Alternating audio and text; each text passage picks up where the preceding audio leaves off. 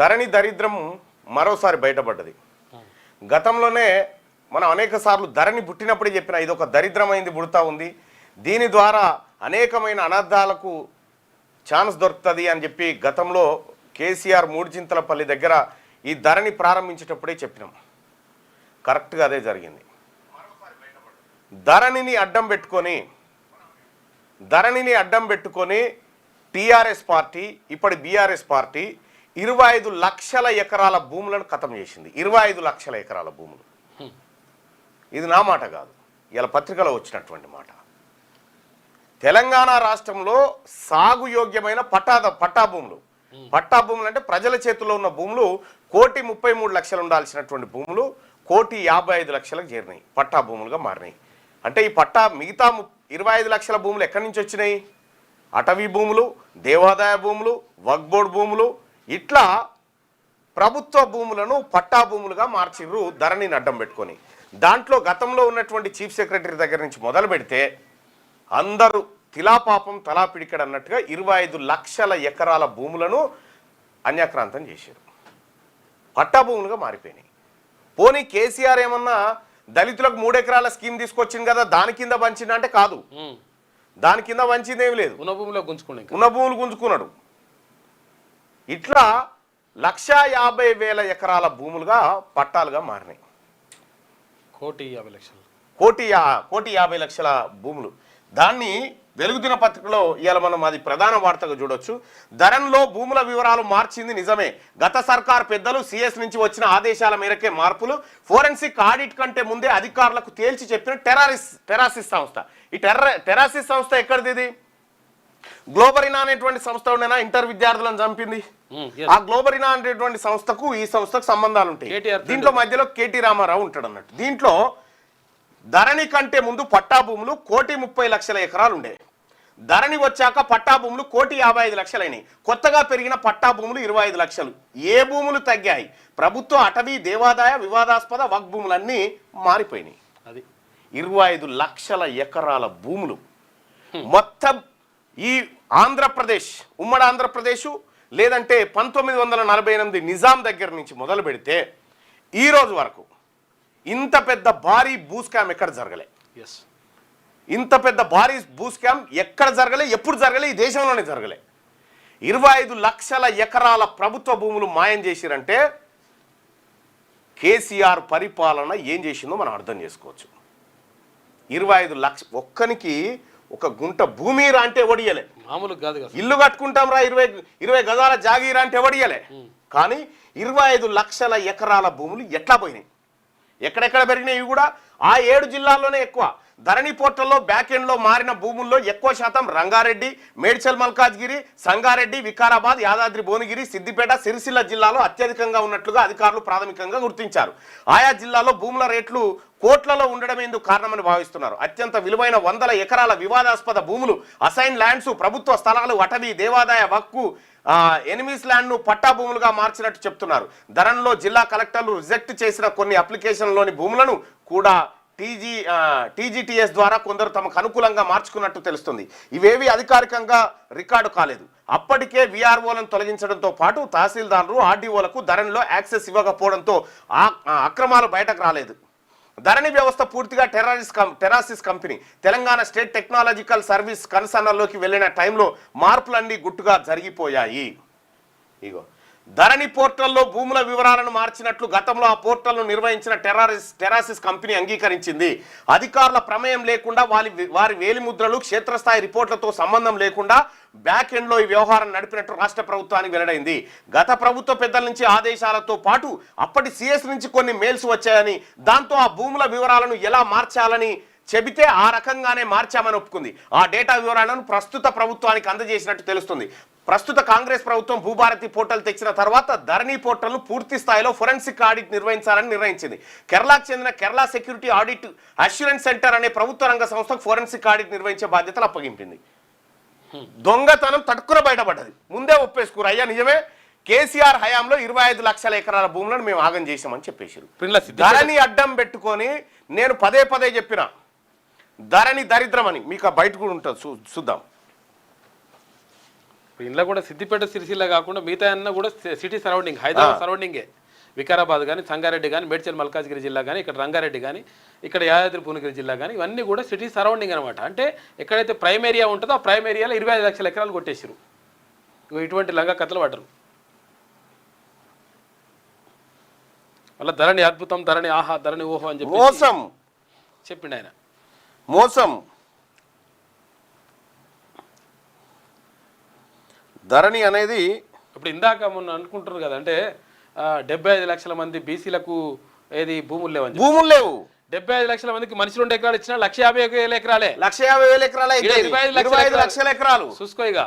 ఇక్కడ గమనించండి, బీసీ ప్రజలారా, మనకు భూములు పంచడం వచ్చు, ఎక్కడి నుంచి దేవాలనవచ్చు. 25 లక్షల ఎకరాల భూములు ఈ దొంగల ముఠా కొట్టుకపోయింది కదా, మరి సొమ్మంతా రికవరీ చేస్తే ఎంత ఈజీ.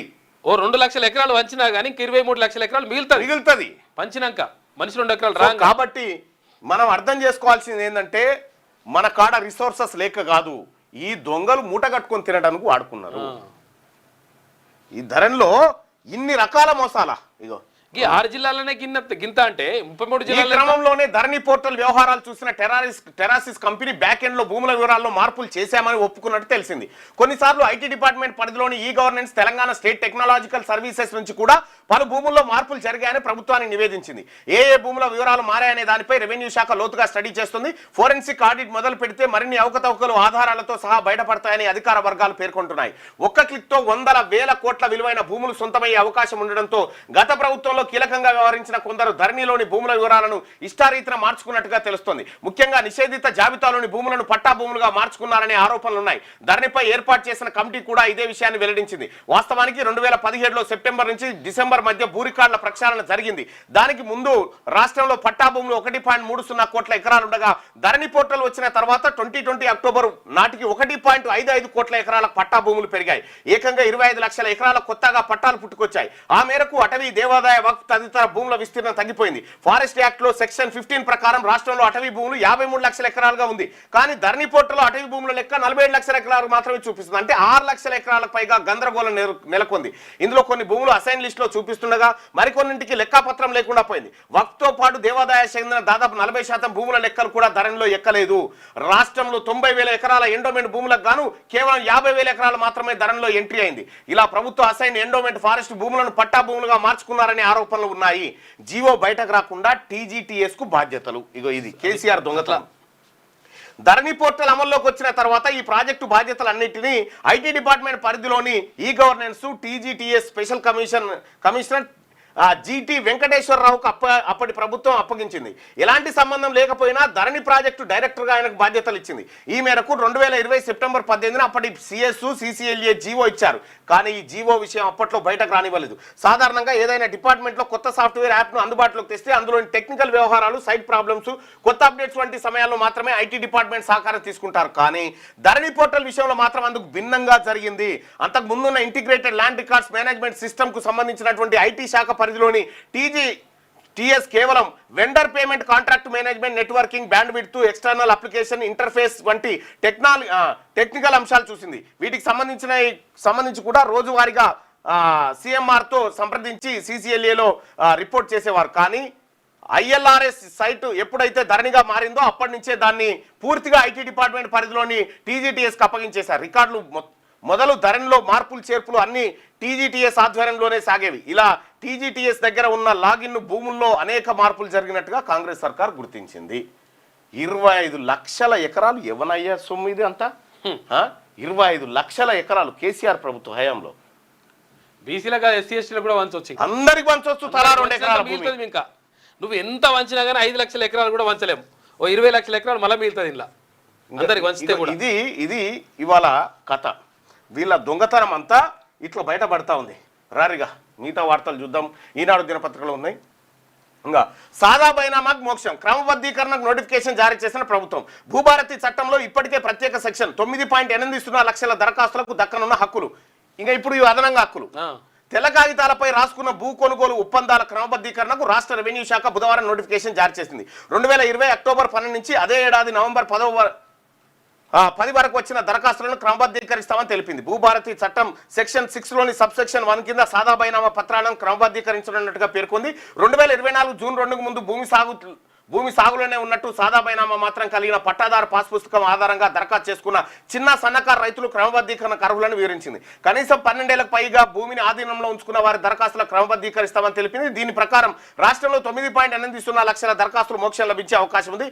గత చట్టంతో న్యాయ వివాదం. రాష్ట్రంలో పట్టణాలు మినహా ఇతర చోట్ల 2014 జూన్ 2వ తేదీకి ముందు జరిగిన సాదా బైనామాలను 2016లో అప్పటి రాష్ట్ర ప్రభుత్వం క్రమబద్ధీకరించింది. 2020లో మరోసారి దరఖాస్తులను ఆహ్వానించింది. ఇక చూసుకో, ఇక్కడ గతంలో దొరలు ఉండేగా, దొరలు సాదా బైనామా కాయిదాలు రాసి అన్నారు కదా, ఆ భూములను క్రమబద్ధీకరిస్తాను కేసీఆర్ ఏం చేసిండే మళ్ళీ దొర పర్మిషన్ కావాలి దీన్ని రెగ్యులరైజ్ చేస్తాను అని చెప్పిండు. ఇప్పుడు దానికి మోక్షం లభిస్తుందని చెప్తారు. మళ్ళీ దీంట్లో ఏమైనా అవకతవకలు ఉంటే అది కూడా 2020 ఇప్పుడు అక్టోబర్ నుంచి నవంబర్ వరకు అంటే ఒక నెల రోజుల వరకు చేసుకునేవి మాత్రమే ఉంటాయి. మిగతా ఎవరికి కూడా మళ్ళీ అవకాశం లేదు. ఆ టైంలో ఎవడెవడు చేసుకుంటూ దానికి ఎందుకు పెట్టిరో చూడాలి. ఆ టైంలో చేసుకున్న వాళ్ళకి ఉంటుంది. మన రాజ్యాంగాన్ని చూసి గర్విస్తున్నాం. పొరుగు దేశాల పరిస్థితి ఎలా ఉందో చూడండి.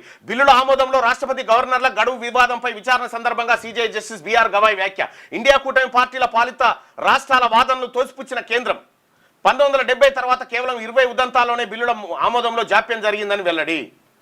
భారత రాజ్యాంగాన్ని ఎంతో ముందు చూపుతో మన పెద్దలు రూపొందించారని సుప్రీంకోర్టు ప్రధాన న్యాయమూర్తి జస్టిస్ బిఆర్ గవాయ్ పేర్కొన్నారు. దేశ సమైక్యతకు సమగ్రాభివృద్ధికి ఇది ఎంతగానో దోహదపడుతుందని అభిప్రాయపడ్డారు. మన రాజ్యాంగాన్ని చూసి గర్విస్తున్నామని ఆయన తెలిపారు. పొరుగు దేశాలైన నేపాల్, బంగ్లాదేశ్లోని రాజకీయ సంక్షోభాలను ఉటంకిస్తూ జస్టిస్ గవాయ్ ఈ వ్యాఖ్యలు చేశారు.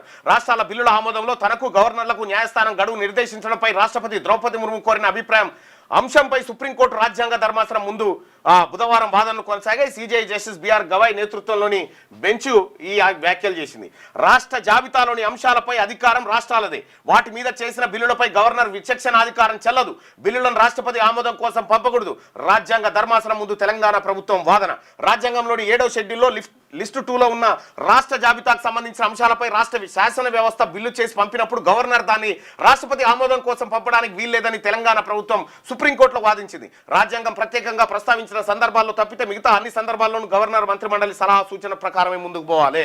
రాష్ట్రాల అంశం గవర్నర్ దగ్గరే తేలాలి, రాష్ట్రపతి పంపకూడదు అనేది వీళ్ళు వాదించినటువంటి వాదన. సో మరి ఇదేమైతుందో చూడాలి.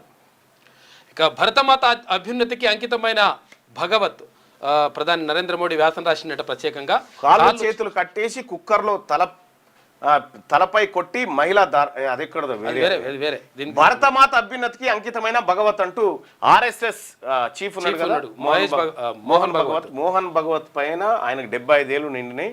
దాని మీద ఒక ప్రత్యేక వ్యాసాన్ని నరేంద్ర మోడీ గారు రాసిరు. ఏంది అంత ప్రేమ ఎందుకు అనంటే 75 ఏళ్ళు ఇప్పుడు ఈయనకు కూడా నిండుతా ఉన్నాయి. 75 ఏళ్ళు నిండిన తర్వాత ప్రధానమంత్రిగా కానీ రాజకీయ పదవుల్లో ఉండొద్దు అనేది బీజేపీలో వాళ్ళు రాసుకున్నటువంటి రాజ్యాంగం. ఇప్పుడు అది డిస్టర్బ్ కాకుండా నీ పెరిగినాయి నాయి పెరిగినాయి అయితే అసలు యాక్చువల్గా అదే అన్నాడు అనమాట. మోహన్ భగవత్ ఏమన్నాడంటే అది మామూలుగా సూచాయిగా మాట్లాడుకున్నాను తప్ప ఇది ఇంప్లిమెంట్ చేయాలనేటువంటి రూల్ ఎక్కడ లేదు కాబట్టి అది ఇంప్లిమెంట్ చేయకపోవచ్చు అన్నట్టు. దాన్ని బట్టి ఈయన కొనసాగుతాడు అని ప్రధానిగా. సామాజిక మాధ్యమాల్లో పోస్టులపై యాంత్రికంగా కేసులు నమోదు చేయదు. హింస, ద్వేషం, అశాంతిని ప్రేరేపించే ప్రాథమిక ఆధారాలు ఉంటేనే ముందుకెళ్ళాలి. పోలీసులు, మేజిస్ట్రేట్ కోర్టులకు హైకోర్టు మార్గదర్శకాలు. హైకోర్టుకు ఇన్నటికి విషయం ఏంటంటే నా మీద పెట్టినటువంటి 60-70 కేసులు అన్నివే, మొత్తం ఇవే సామాజిక మాధ్యమాల్లో. ఈయనకు సంబంధమే ఉండదు. ఈయన నా మీద కేసు పెడతాడు, ఎస్ఐ గారో సిఐఓ ఎఫ్ఐఆర్ రాస్తాడు, నీ మీద కేసు అయిందని చెప్తాడు. అట్లా నిన్న హైకోర్టు తిట్టింది. జైలు బిల్లు అసలు బాధితుడు గానోడు కేసు పెడితే మీరెట్లా పెట్టుకున్నారు? ప్రాథమిక ఆధారాలు లేకుండా ఒక రాజకీయ ప్రేరేపిత వ్యాఖ్యకి మీరెట్లా చేస్తారు అని చెప్పి తిట్టింది. మార్గదర్శకాలు కూడా ఇచ్చింది. సో ఇది అత్యంత ఇంపార్టెంట్, కీలకం. అది పోలీసులు, మేజిస్ట్రేట్ కోర్టులకు హైకోర్టు మార్గదర్శకాలు జారీ. సామాజిక మాధ్యమాల్లోని పోస్టులకు సంబంధించి అందిన ఫిర్యాదులపై కేసులు నమోదు చేసే ముందు ప్రాథమిక విచారణ చేపట్టాలని హైకోర్టు స్పష్టం చేసింది. కేవలం విమర్శనాత్మక అంశాలను సామాజిక మాధ్యమాల్లో పోస్టు చేశారన్న కారణంగా క్రిమినల్ చర్యలు కొనసాగించడానికి వీల్లేదని తెలిపింది. అది సామాజిక మాధ్యమాల్లో విమర్శిస్తే కేసులు పెట్టడానికి వీల్లేదని చెప్పింది. పరువు నష్టం, ద్వేషపూరిత ప్రసంగం, హింసను ప్రేరేపించడం, శాంతి భద్రతల భంగం అనే ఆరోపణలను నిరూపిస్తే విచారణ కొనసాగింది. నిరూపించాలి వాళ్ళు. ఇగో వీళ్ళు మాట్లాడడం ద్వారా అక్కడ 2 వర్గాలు కొట్టుకున్నారని నిరూపించాలి. అది ఏం లేదు. కేసీఆర్ హయాంలో నా మీద ఎవరైతే కేసులు పెట్టించిరో ఆయనే ఇప్పుడు ఇది వాదించి ఇది తప్పని చెప్పిండు అన్నట్టు. అట్లా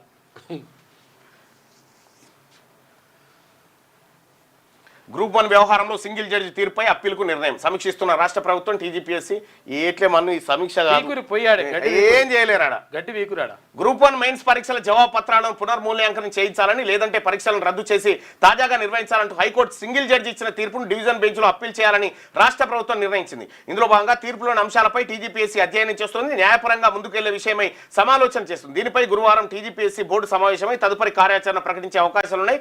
హైకోర్టు తీర్పును ప్రభుత్వం కూడా సమీక్షిస్తున్నట్టు తెలుస్తుంది. ఢిల్లీ నుంచి ముఖ్యమంత్రి రేవంత్ రెడ్డి బుధవారం రాత్రి హైదరాబాద్ చేరుకోవడంతో గురువారం ఈ విషయమై ఉన్నతాధికారులతో సమావేశం అవుతారని సమాచారం. ప్రిలిమ్స్ మెయిన్స్ కు వేర్వేరు హాల్ టికెట్ జారీ చేయడంతో కేంద్రాల కేటాయింపులో పారదర్శకత లేదని సింగిల్ జడ్జి తన తీర్పులో ఇచ్చింది. ఇది ఇప్పుడు కూడా చెప్తా ఉన్నా, మీరు డబుల్ బెంచ్ కోరి సుప్రీంకోర్టు కోరి ఇది నిలబడితే అడుగురి బెంచ్ కోరి టేబుల్ ఇప్పటికైనా ప్రజాధనం వృధా చేయకుండా పారదర్శకంగా నిర్వహించడానికి పరీక్ష అయిపోతుంది. గాంధీ సరోవర్ కు రక్షణ శాఖ భూములు ఇవ్వండి. కేంద్ర మంత్రి రాజ్నాథ్ సింగ్ కు ముఖ్యమంత్రి రేవంత్ రెడ్డి విజ్ఞప్తి. మూసీ ఈసీ నదుల సంగమ స్థలిలో తెలంగాణ ప్రభుత్వం ప్రతిష్టాత్మకంగా చేపడుతున్న ఏం ప్రతిష్టాత్మకం అది ప్రతిష్టాత్మకంగా ఇంద్రమిల్లు కావాలి, ప్రతిష్టాత్మకంగా యువతకు ఉద్యోగాలు కావాలి, ప్రతిష్టాత్మకంగా స్కూళ్ళు కావాలి, పేదవాళ్ళ జీవితాలు మారాలి. అది ప్రతిష్టాత్మకమైతుంది. రక్షణ శాఖ మంత్రి సీతారామ ఎత్తిపోతల సీతమ్మ సాగర్లకు పెట్టుబడి అనుమతి ఇవ్వండి. కేంద్రానికి రాష్ట్రం వస్తాయి కాబట్టి ఆ విజ్ఞప్తి.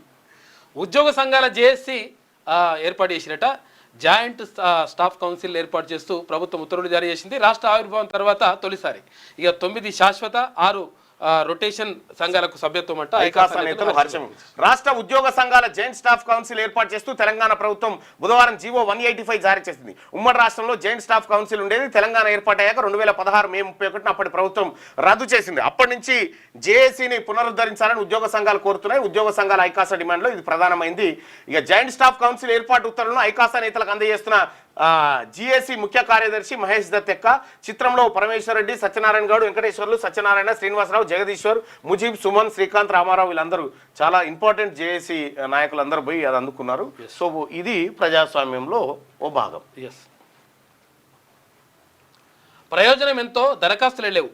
ఇక ఎన్ఎఫ్బిఎస్ పై అవగాహన లేమితో ఆర్జీలకు ముందుకు రాని బాధితులు ఇక సెర్ఫ్ వద్ద మూలుగుతున్న 60 కోట్ల రూపాయలట. ఆదాయం సముపార్జించే వ్యక్తి ఆకస్మికంగా మరణిస్తే ఆ కుటుంబం రోడ్డున పడుతుంది.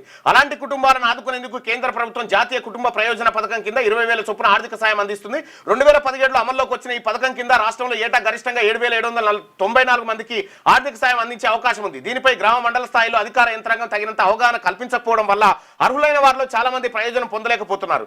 అర్జీలు రాక సెర్ఫ్ వద్ద 60 కోట్ల నిధులు మూలుగుతున్నాయట. ఇగో ఎట్లా దరఖాస్తు చేసుకోవాలి ఏంది అనేది ఇక్కడ ఇచ్చారు. గ్రామీణ పట్టణ ప్రాంతాల్లోని రైతు కూలీలు, కార్మికులు, దారిద్ర్య రేఖకు దిగువన ఉన్నవారు ఈ పథకం కింద లబ్ధి అర్హులు. మరణించిన వారి వయసు 18 నుంచి 60 ఏళ్ల మధ్యలోపు ఉండాలి. కుటుంబ పెద్ద సాధారణ ప్రమాదవశాత్తు మృతి చెందితే వారి కుటుంబ సభ్యులు 2 ఏళ్ల లోపు దరఖాస్తు చేసుకోవచ్చు.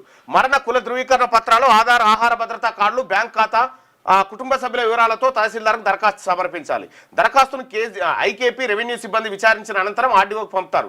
ఆర్డీఓ ధృవీకరించాక నిధులను విడుదల చేయాలని కోరుతూ సెర్ఫ్ సీఈఓకి పంపుతారు. సీఈఓ అనుమతితో లబ్ధిదారుల ఖాతాలో 20,000 జమ అవుతాయట. కొన్ని జిల్లాల్లో ఒక్క దరఖాస్తు లేదట. ఉమ్మడి నల్గొండ జిల్లాలో 8 ఏళ్లలో 6,000 దరఖాస్తులు వచ్చాయి. మహబూబ్ నగర్, హైదరాబాద్తో పాటు జనగామ, కామారెడ్డి జిల్లాల్లో ఎక్కువ దరఖాస్తులు వచ్చాయి. ఇక వరంగల్, రంగారెడ్డి, నాగర్ కర్నూలు, కుమ్రంభీం, ఆసిఫాబాద్, నల్గొండ జిల్లా నాయకులంతా అభివృద్ధి చేసేసారు, పెద్దగా అవసరాలే. భద్రాద్రి కొత్తగూడెం, ఇక మహబూబాబాద్ జిల్లాల్లో 2024 జనవరి నుంచి 2025 ఆగస్టు వరకు ఒక్క దరఖాస్తు కూడా రాలేదు. సిరిసిల్ల జిల్లాలో 12 ఆర్జీలు రాగా మిగతా జిల్లాల్లో నామమాత్రంగా వచ్చినాయి. ఇక ఇలా చేస్తే మేలు జరుగుతుంట. నల్గొండ జిల్లాలోని ప్రతి మండల కేంద్రంలో హెల్ప్ డెస్క్ నెలకొల్పారు. దీంతో ఎక్కువ మొత్తంలో దరఖాస్తులు వచ్చాయి. ఇదే తరహాలో ప్రతి తహసీల్దార్, ఎంపీడీఓ కార్యాలయంలో దరఖాస్తుల స్వీకరణకు ఏర్పాటు చేయాలని చెప్పి చెప్తా ఉన్నారు. ఇక 10,000 మందితో బతుకమ్మ ప్రపంచ రికార్డు లక్ష్యంగా 28న ఎల్బీ స్టేడియంలో నిర్వహణకు సన్నాహాలు. బతుకమ్మ పండుగను 10,000 మంది ఆడపడుచులతో నిర్వహించి ప్రపంచ రికార్డు నెలకొల్పేందుకు జీహెచ్ఎంసీ సిద్ధమైంది. 2016 గిన్నిస్ బుక్ లో స్థానం కోసం బల్దీ అధికారులు విఫలయత్నం చేశారు. భారీ వర్షం కారణంగా అప్పుడు చేసిన ఏర్పాట్లు ఫలితం ఇవ్వలేదు. ఈసారి పకడ్బందీ ఏర్పాట్లో రంగంలోకి దిగుతామని జీహెచ్ఎంసీ ధీమా వ్యక్తం చేస్తోంది. కమిషనర్ ఆర్వి కర్ణన్ ఆదేశాలతో పట్టణ సామాజికాభివృద్ధి విభాగం అదనపు కమిషనర్ పంకజ ఏర్పాట్లు చేస్తా ఉన్నారట. 10,000 మందితో బతుకమ్మ ఏర్పాట్లట. అయితే తెలంగాణ రాష్ట్రంలో బతుకమ్మ పండుగకు 12 కోట్లు రిలీజ్ చేసినాడు. 12 కోట్ల ఊరికో 10-20 రూపాయలు వస్తాయా? జిల్లాకి ఎన్ని కోట్లు ఎన్ని వస్తాయి? 33 జిల్లాలు 12 కోట్లు. 33 జిల్లాలకు 12 కోట్లు. ఊరికో కోడి, ఇంటికో ఈకే. ఇక బతుకమ్మ పండుగ కథ గది. కర్ఫ్యూ గుప్పిట నేపాల్, నిషేధాజ్ఞలు విధించిన సైన్యం నిర్మానుష్యంగా కాఠ్మండు, తాత్కాలికంగా ప్రభుత్వ అధినేతగా 3 పేర్లు తెరపైకి, అల్లల్రా ఆసరాగా జైళ్ల నుంచి 7,000 మంది ఖైదీల పరారు, రాజ్యాంగాన్ని మార్చాలని ఆందోళనకారుల డిమాండ్ అట. ప్రభుత్వ నేతల అవినీతిపై నేపాల్లో చెలరేగిన హింస సద్దుమణిగింది. తీవ్ర హింసాత్మక ఘటనలు జరిగిన మంగళవారమే ప్రధాని కేపీ శర్మ ఓలీ సహా మంత్రులు రాజీనామా చేయడంతో బుధవారం ఆందోళనకారులు శాంతించారు. దీనికి తోడు సైన్యం నిషేధాజ్ఞలు విధించడంతో పాటు కర్ఫ్యూను అమల్లోకి తేవడంతో వీధుల్లోకి ఎవరు రాలేదు. ఇక తాత్కాలిక ప్రభుత్వ అధినేతగా 3 పేర్లు తెరపైకి వచ్చాయి. వారికి జన్జెడ్ ఆమోదం ఉన్నట్టు తెలుస్తుంది. మరోవైపు ఇదే అదనుగా దేశంలోని పలు జైళ్ల నుంచి 7,000 మంది ఖైదీలు పరారయ్యారు. ఇక త్రిభువన్ అంతర్జాతీయ విమానాశ్రయాన్ని అధికారులు తెరిచారు. అయితే భారత్ నుంచి వెళ్లే విమానాలన్నీ రద్దయినట. నేపాల్ ఇప్పుడు జర సలబడ్డదట ఈ క్షణానికి. సోమశిల శ్రీశైలం లాంచి యాత్ర 15న ప్రారంభం కాబోతా ఉందట. ఇది ఇట్లుంటే విద్యార్థి వీసాలను భారీగా తిరస్కరిస్తున్న కెనడా. ఈయన తలకాయ దువ్వి ట్రంప్ లెక్క తయారైతుంది. కెనడా ట్రంప్ లాగా తయారైతుంది. వెలుగు దినపత్రిక, ట్రంప్ డబుల్ గేమ్, మోదీ నా ఫ్రెండ్ అంటూనే ఇండియాపై 100% టారిఫ్లు వేయాలని ఈయూపై ఒత్తిడి, రష్యా నుంచి క్రూడ్ ఆయిల్ కొనుగోలు ఆపాలని. అయ్యా మా మోడీని ఇప్పటికీ 10 సార్లు ఫూల్ చేసినావు, మళ్ళా చేస్తా ఉన్నావు. మళ్ళీ ఫ్రెండ్ అంటుండు, మళ్ళీ ఫ్రెండ్ అంటూ మళ్ళీ మోడీ 25% ఉంటే 50% చేసి ఇప్పుడు 100% వేయాలని చెప్పేసి రోజుకొక్కసారన్నా మోడీని ఫూల్ చేయకపోతే ట్రంప్కి నిద్ర పడతట్లేదు. ఇక ప్రపంచ కుబేరుడు ఎలిసన్, ఇక ఒరాకిల్ ఫౌండర్, ఆ తర్వాత సిటిఓ లారీ ఎలిసన్ తొలిసారిగా ప్రపంచంలో అత్యంత ధనవంతుడిగా నిలిచారు. ఒరాకిల్ కంపెనీ షేర్లు ఒక్కరోజే 41% లాభపడంతో ఆయన సంపద ఒక్కసారిగా 8.9 లక్షల కోట్లకు పెరిగిందంట. 34.6 లక్షల కోట్ల రూపాయలకు చేరిందట. ఎలన్ మస్క్ అంటే ముందు వరుసకు వచ్చేసింది ప్రపంచ కుబేరుడు ఎలిసన్. ఇప్పుడు 98 ఎకరాల రక్షణ భూములు ఇవ్వండి, గాంధీ సరోవర్ ప్రాజెక్టు కోసం కేంద్ర మంత్రి రాజ్నాథ్ను కోరిన సీఎం రేవంత్ రెడ్డి. గాంధీ విలువలకు ప్రతీకగా ప్రాజెక్టు నిర్మాణం, మూసీ ఈసా నదుల సంగమం వద్ద Gandhi circle of unity, Gandhi సిద్ధాంతాలను ప్రచారం చేసేలా నాలెడ్జ్ హబ్, ధ్యాన గ్రామం, చేనేత ప్రచార కేంద్రం, మ్యూజియం కూడా నిర్మిస్తామని వెల్లడి. 2 రోజుల ఢిల్లీ పర్యటన ముగించుకొని హైదరాబాద్. అయ్యా ఈ దిక్కుమాలి ఇదేమవుతూ ఫస్ట్ పేదోళ్ళకు భూములు ఇరి, ఇల్లు కట్టుకుంటాను జాగలు ఇరి. ఫస్ట్ మన రాజ్యాంగాన్ని చూసి గౌరవిస్తున్నాం సుప్రీం అంటుంది. ఇక మన దేశ రాజ్యాంగాన్ని చూసి గర్విస్తున్నట్లు ఓ కేసు విచారణ సందర్భంగా సుప్రీంకోర్టు వ్యాఖ్యానించింది. మన పొరుగు దేశాలైన నేపాల్, బంగ్లాదేశ్లో ఏం జరుగుతున్నదో ఒకసారి గమనించాలని పేర్కొన్నది. ఇక డబుల్ రిజిస్ట్రేషన్లకు కళ్ళెం వేసేందుకు రిజిస్ట్రేషన్ చట్టం 1908కు సవరణకు తీసుకురావాలని రాష్ట్ర ప్రభుత్వం నిర్ణయించింది. దీంతో ఒక వ్యక్తి ఒక ప్లాట్ను విక్రయించిన తర్వాత అదే వ్యక్తి అదే ప్లాట్ను మరోసారి విక్రయించే అవకాశం ఉండదట. ఇంకా డబుల్ రిజిస్ట్రేషన్ లేవట. ఇక కిషన్ రెడ్డి దమ్ముంటే రా, ఇద్దరం రాజీనామా చేసి ఇండిపెండెంట్గా పోటీ చేద్దాం, ఫోన్ చేయి, ఎవరు గెలుస్తారో చూద్దాం. గోషామహల్ ఎమ్మెల్యే రాజాసింగ్ సవాల్, నన్ను రాజీనామా చేయాలని అడగడానికి మీరెవరు, ఏం చేసుకుంటారో చేసుకోండి, రాష్ట్రంలో పవర్లోకి రావాల్సిన బీజేపీని పడుకోబెట్టారు. రామచంద్రరావు రబ్బర్ స్టాంప్, నేను ఫైటర్ను, పార్టీ కార్యకర్తల గొంతుకగా మాట్లాడుతున్నా, కొత్త కమిటీలో పార్టీ మరింత నాశనం అవుతుంది, హైకమాండ్ పిలిస్తే వెళ్ళి ఏం జరుగుతుందో చెప్పడానికి నేను రెడీ అని ప్రకటన. కేంద్ర మంత్రి కిషన్ రెడ్డిపై గోషామహల్ ఎమ్మెల్యే రాజాసింగ్ మండిపడ్డారు. దమ్ముంటే రాజీనామా చేసి ఇండిపెండెంట్గా పోటీ చేయాలని సవాల్ విసిరారు. కిషన్ రెడ్డి రాజీనామా చేయాలి, నేను చేస్తా, సికింద్రాబాద్ నుంచి నేను ఇండిపెండెంట్గా పోటీ చేస్తా, గోషామహల్ నుంచి ఆయన ఇండిపెండెంట్గా పోటీ చేయాలి, ఇప్పుడు ఎవరు ఎక్కడి నుంచి గెలుస్తారో చూసుకుందామని అన్నారు. తాను ఫైటర్నని బీజేపీ కార్యకర్తల గొంతుగానే మాట్లాడతానని చెప్పారు. బీజేపీ కొత్తగా ప్రకటించిన స్టేట్ కమిటీపై పార్టీ ఎమ్మెల్యేలు ఎంపీలు అసంతృప్తి ఉందన్నారు. ఆ కమిటీతో రాష్ట్రంలో బీజేపీ అధికారంలోకి రాదని, ఒకవేళ వస్తే తాను రాజకీయ సన్యాసం తీసుకుంటానని ఛాలెంజ్ చేశారు. బుధవారం మీడియాతో రాజాసింగ్ మాట్లాడారు. కొత్తగా ప్రకటించిన బీజేపీ కమిటీని పార్టీ స్టేట్ చీఫ్ రామచంద్రరావు వేశారా లేక కిషన్ రెడ్డి వేశారా చెప్పాలి. ఈ కమిటీతో తెలంగాణ బీజేపీ అధికారంలోకి వస్తుందా, పార్టీని నాశనం చేసేందుకే కమిటీని వేశారని ఆగ్రహం వ్యక్తం చేసిండు. బీజేపీలో ఈ కుంపటి రాసుకుంటూనే ఉంది. అయితే నేను రాజీనామా చేయను, ఏం చేసుకుంటారో చేసుకో అంటుండు. అయితే రాజీనామా చేయకపోతే ప్రభుత్వం అండదండలు ఉంటేనేమో ఉంటావు, లేకపోతే పోతావు. పార్టీకి రాజీనామా చేయగాని నిన్ను వాళ్ళే సస్పెండ్ చేస్తే నువ్వు ఏదాన్ని నడుస్తుండే. ఇప్పుడు నా లెక్క ఆయన ఏమంటుండంటే, నువ్వు ఎంపీకి రాజీనామా అయ్యి నేను ఎమ్మెల్యేకి రాజీనామా చేస్తా, నీ దగ్గర నేను పోటీ చేస్తాను, నా దగ్గర నువ్వు పోటీ అయ్యి ఎవరు గెలుస్తారో చూద్దాం అంటుండు. కేటీఆర్ కవిత ప్రశ్నలకు సమాధానం చెప్పు, కాళేశ్వరం అవినీతిని మీ చెల్లెనే బయట పెట్టింది. మంత్రి వివేక్ ఆమె మాటలకు సమాధానం చెప్పలేక కేటీఆర్ ఫ్రస్ట్రేషన్లో మాట్లాడుతున్నాడు. కమిషన్ల కోసం ఈ ప్రాజెక్టును కట్టిండు. సిబిఐ ఎంక్వైరీతో కాళేశ్వరం అవినీతి మొత్తం బయటపడుతుంది. ఫార్ములా ఈ రేసు లొటపీస్ కేసు అంటున్న కేటీఆర్ విచారణకు ఎందుకు భయపడుతున్నాడు. బీఆర్ఎస్ హయాంలో సిరిసిల్లలో శాండ్ మాఫియా అడ్డొచ్చిన దళితులను హింసించారు. ఇసుక దందాపై కఠినంగా వ్యవహరిస్తామని వెల్లడి. సిరిసిల్లలో సకల జనుల సన్మానానికి ఆయన హాజరైందట. ఇక పిడుగులు పడి 9 మంది మృతి.